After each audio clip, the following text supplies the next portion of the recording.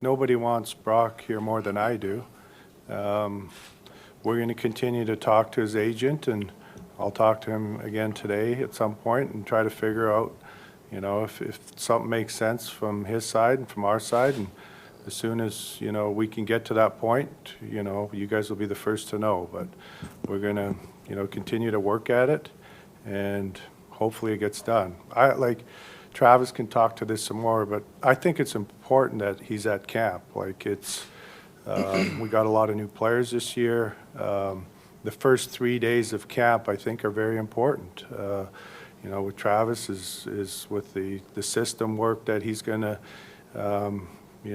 do with the team, the power play. They practice a power play. So, I'm hoping that, but we'll see. I'll talk to Ben Hagenson later and see if, we can get somewhere. You have said that you don't want to negotiate in the media, and I understand that part of it, but your message the last few times we've talked to you has been pretty consistent. I mean, are you making progress?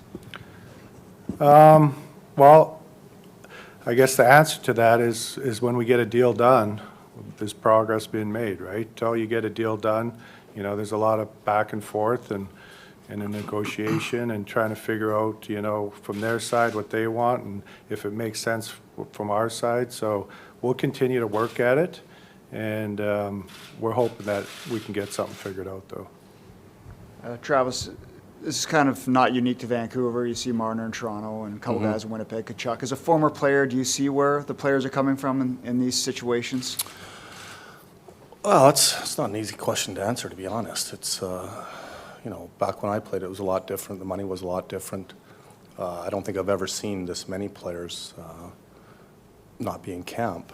But, from a coach's standpoint, I want our players to do well. I want them to make as much money as they can make.